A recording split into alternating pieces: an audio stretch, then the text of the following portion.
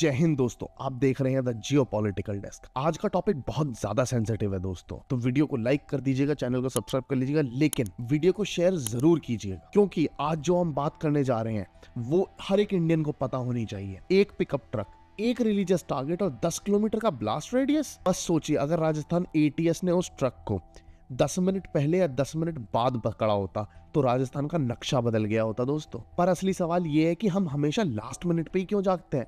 हम हर terror incident को इतनी जल्दी भूल कैसे जाते हैं?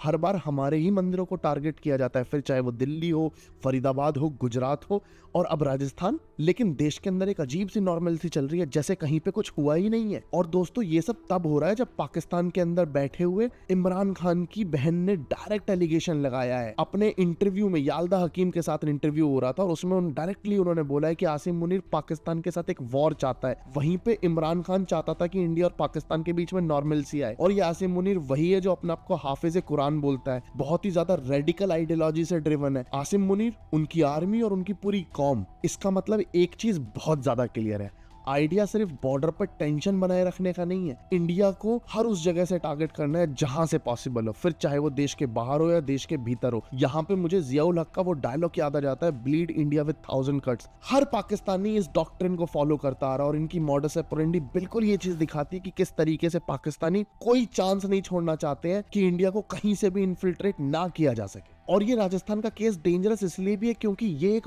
बड़ा पैटर्न का हिस्सा है। पिछले कुछ महीनों में आप देखेंगे ब्लास्ट्स हों, अरेस्ट्स हों, फेक आईडीज हों, स्लीपर सेल्स बस्ट किए जा रहे हो या फिर अनरजिस्टर्ड रूट पकड़े गए हो। फरीदाबाद से दिल्ली, गुजरात से राजस्थान तक, सब एक ही बैकबोन के हिस्से हैं, सबके लिंक एक ही जगह जाके जुड़ रहे हैं। और दोस्तों, ड्राइवर के कन्फेशन ने तो एक पूरी चेन को ही एक्सपोज कर दिया, जिसके एंड पे पाकिस्तान बेस्ड हैंडलर से लेकर के अफगानिस्तान के सेफ हाउसेस तक, बांग्लादेश में जो रिवाइव किए हुए टेरर कैंप्स हैं उनसे लेकर के चाइना की डिप्लोमेटिक शील्डिंग तक, सब कुछ क्लियर हो गया है। ये लोग इंडिया को टारगेट करने की तैयारी में कभी ब्रेक नहीं लेते, लेकिन ब्रेक हम लेते हैं। हम हमेशा भूल जाते हैं और वही सबसे बड़ी स्ट्रेंथ है इन लोगों की। आज के इस वीडियो में आपको पूरा नेटवर्क डिकोड करूंगा, कैसे ये लॉजिस्टिक्स इंडिया में एंटर होते हैं, कैसे टारगेट चूज होते हैं, कैसे स्लीपर सेल्स को एक्टिवेट किया जाता है और सबसे इंपॉर्टेंट, राजस्थान एटीएस ने जब उस गाड़ी को रोका तब ये अटैक प्लानिंग किस स्टेज पे था। दोस्तों, राजस्थान में पकड़े गए एक पिकअप ट्रक ने पूरे साउथ एशिया के सिक्योरिटी इक्वेशंस को चेंज करके रख दिया है। और पाकिस्तान के अंदर ही जब मिलिट्री लीडरशिप के रेडिकलाइज माइंडसेट पे सवाल उठ रहे हैं तो ये केस और ज्यादा अलार्मिंग हो जाता है हमारे लिए। एटीएस ने एक पिकअप ट्रक पकड़ा और उसके अंदर से हाई इंटेंसिटी एक्सप्लोजिव्स बरामद किए गए। अगर ये ब्लास्ट हो जाते तो इसका इंपैक्ट इतना इंटेंसिव होता कि पूरे 10 किलोमीटर के रेडियस के अंदर सब कुछ खत्म हो गया होता। ये कोई माइनिंग मटेरियल नहीं था, ये माइनिंग ग्रेड एक्सप्लोजिव्स भी नहीं थे। और जब पड़ोसी मुल्क की मिलिट्री लीडरशिप को वॉर का जुनून हो तो हमारे देश में इस तरीके के एक्सप्लोजिव्स का पकड़ा जाना कोई कोइंसिडेंस नहीं हो सकता। इस व्हीकल के पास ना तो कोई वैलिड डॉक्यूमेंट था और ना ही इसकी कोई छुपी हुई मंशा थी। ये व्हीकल एक सीधे रूट पे जा रहा था और इसका टारगेट था एक हिंदू टेम्पल। इसका मतलब बहुत ज्यादा क्लियर है, जब पाकिस्तान के अंदर से religious extremism driven narratives openly सामने आ रहे हो ना, तो इंडिया के मंदिरों पे फोकस बढ़ना एक्सपेक्टेड ही है। ड्राइवर ने बोला है कि he was not acting alone. उसने ये भी बताया है कि पूरा larger handle chain coordinating movement था इस पूरे एक्सप्लोजिव को राजस्थान में लेके आने के लिए। मुझे एक चीज समझ नहीं आती, इधर उधर की जगहों से ये सब के सब लोग एक्सप्लोजिव्स इकट्ठा करते हैं, एक जगह पर लेके आते हैं, उसको अपनी डेजिग्नेटेड साइड पे लेके जाते हैं। और इस पूरे सीक्वेंस के दौरान कोई भी ना तो अथॉरिटी उनको नैप कर पाती है, ना कोई लोकल बंदा, ना ही आम आदमी किसी को शक होता है। मतलब हमें समझ नहीं आ रहा हमारा कॉन्साइज है कहाँ पे। क्या भारत के लोग अपने आसपास की सराउंडिंग में बिल्कुल ध्यान नहीं देते हैं? अगर यहाँ पे एटीएस नहीं होती और इंटेलिजेंस एजेंसीज ने इस वॉर लेवल पे काम नहीं किया होता तो सोचिए राजस्थान का नक्शा क्या हो सकता था। इस ट्रक का पकड़ा जाना केवल ये लूप होल्स ही नहीं बताता है, वो ये भी बताता है कि किस तरीके से वेल स्ट्रक्चर्ड टेरर नेटवर्क बना लिया गया है इंडिया के अंदर। पूरी कंट्री के अंदर ये लोग इधर से उधर आरडीएक्स भेज रहे हैं, जो कि एक एक्सप्लोजिव है, हाईली सेंसिटिव मटेरियल है। और इनके लिए लिटरली ऐसा हो गया कि जैसे पार्सल लेके जा रहे हो अमेज़न का। फरीदाबाद, गुजरात, दिल्ली ब्लास्ट, राजस्थान, हर जगह एक ही एक्सप्लोजिव पैटर्न मिला है, एक ही कम्युनिकेशन बैकग्राउंड है और एक ही नेटवर्क ट्रेस हो रहा है। और ये मल्टी स्टेट सिंडिकेट है दोस्तों, और इसके पीछे वो माइंडसेट है जो ओपनली इंडिया के साथ कन्फ्रंट्रेशन की बातें कर रहा है। जी हाँ, एग्जैक्टली मैं उसी इंसान की बात कर रहा हूँ जो आप समझ रहे हैं। ये एग्जैक्टली इसके पीछे और कोई नहीं, इसके पीछे मेजर कल्प्रिट आपका पाकिस्तान है। और केवल पाकिस्तान नहीं, यहाँ पे जो इसके लिंक्स जुड़ रहे हैं वो टीटीपी से भी जुड़ रहे हैं। मैं आपको बता देता हूँ, तहरीक-ए-तालिबान पाकिस्तान के अंदर बहुत सारे ऐसे मेंबर्स हैं और बहुत सारे ऐसे विंग हैं जिनको आईएसआई डायरेक्ट सपोर्ट करता है और फंड भी करता है। आपको याद होगा कुछ समय पहले राजस्थान में एक गिरफ्तारी हुई थी जिसमें एक क्लर्क को गिरफ्तार किया गया था, उसके डायरेक्ट कम्युनिकेशन थे टीटीपी के साथ। मतलब यहाँ पे ये लोग यहाँ पे रहेंगे, यहीं की खाएंगे और यहीं पे अपने ही देश के साथ गद्दारी करेंगे। इन लोगों को ऐसे भुला दिया जाता है और इनके लिए वकीलों की एक सेना आ जाती है कोर्ट के अंदर इनके केसेस लड़ने के लिए। इंटरनेट पे एक अलग तरीके के लोग आते हैं इनके लिए, इनके नाम पे कह रहे होते हैं कि आतंकवाद का कोई धर्म नहीं होता है, और वहीं पे उसी धर्म के लोग दूसरे मुल्क के अंदर बैठे हुए इंडिया को कहते हैं कि ब्लीड इंडिया विद 1000 कट्स, और उसके बाद आने वाले अगले उनके आर्मी चीफ कहते हैं कि इंडिया के साथ हम जंग करेंगे और जिहाद होगा। और दोस्तों, पाकिस्तान हो या बांग्लादेश, हर जगह से कोशिश की जा रही है कि स्लीपर सेल्स को इंडिया में घुसा दिया जाए। जिस लेवल पे एसआईआर हो रहा है इंडिया के अंदर, उससे बहुत सारे लोग निकल तो रहे हैं पर, लेकिन मेरे को अभी भी इस सवाल का जवाब नहीं मिला है कि क्या एसआईआर इनफ है इन स्लीपर सेल्स को आइडेंटिफाई करने के लिए, बाहर खदेड़ देने के लिए, जब इनके पीछे इतना बड़ा नेटवर्क इस लेवल पे काम कर रहा है। यूएन की रिपोर्ट भी क्लियर बोलती है कि अफगानिस्तान सॉइल के ऊपर जितने भी ग्रुप हैं वो रिलोकेट हो चुके हैं। डुअल सोर्स थ्रेट पाकिस्तान और अफगानिस्तान की तरफ से साथ में देखने को मिल रहा है, जो इंडिया सेंट्रिक नेटवर्क को सपोर्ट कर रहा है। इसके बैकड्रॉप में राजस्थान वाले जो सीजर हुआ है, ये जस्ट एक मियर वार्निंग है। इसके तार जाके जुड़ते हैं पन्ना मंडी से भी, बांग्लादेश के अंदर। वहां पे पाकिस्तान ने अपने सारे के सारे जो टेरर लॉन्च पैड्स थे उनको मूव करवा दिया बांग्लादेश के अंदर, और वहां पे अब बहुत बड़े लेवल पे लोगों को रेडिकलाइज किया जा रहा है। और उन सारे रेडिकलाइज लोगों के अंदर बांग्लादेश के आम लोग भी हैं। मैं आपको बता देता हूं, आप ये मत सोचिएगा कि आम लोग पाकिस्तान के हो या बांग्लादेश के हो वो नॉर्मल लोग होते हैं। नहीं जी नहीं, नॉर्मल पॉपुलेशन है, जो कॉमन मैन है वो भी बहुत ज्यादा रेडिकलाइज मिलेगा आपको। आप देखेंगे कि उनकी जो आइडियोलॉजी है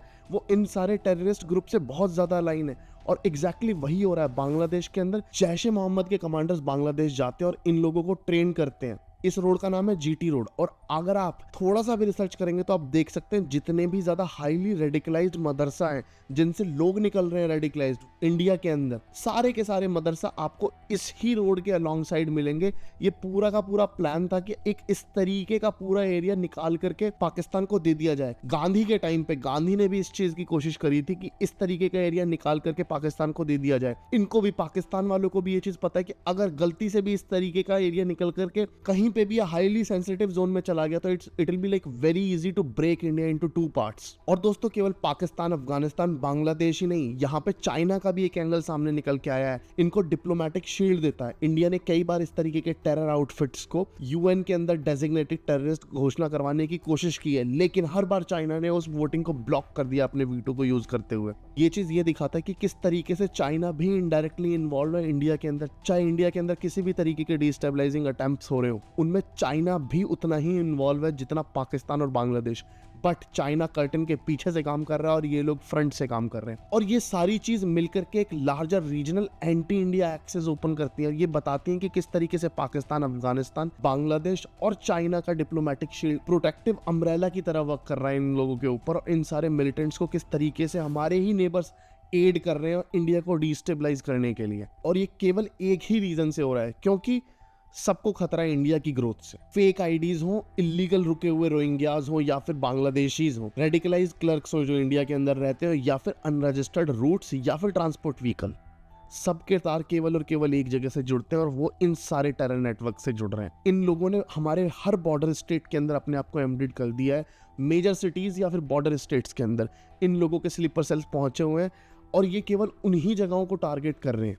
और इनके मेन टारगेट या तो हिंदू हाईली पॉपुलेटेड एरिया होते हैं, या उनके टेम्पल्स होते हैं, या वो जगह जहाँ पे हिंदू इन्फ्लुएंस ज़्यादा है, ताकि ये लोग एक डायरेक्ट सिग्नलिंग कर सके। और हमारे देश के अंदर हमारी गवर्नमेंट हो, एटीएस हो, एनआईए हो, सीआईडी हो, सारी की सारी एजेंसीज एक्टिव होकर के काम कर रही हैं। लेकिन मुझे आज फिर से वो फैमिली मैन का डायलॉग याद आ जाता है कि हम लोगों को हर बार जीतने की जरूरत होती है और इन लोगों को केवल एक बार जीतने की जरूरत होती है, और एक बार की जीत ही हमारे देश के ऊपर एक वो बहुत बड़ा डेंट लगा के चली जाती है।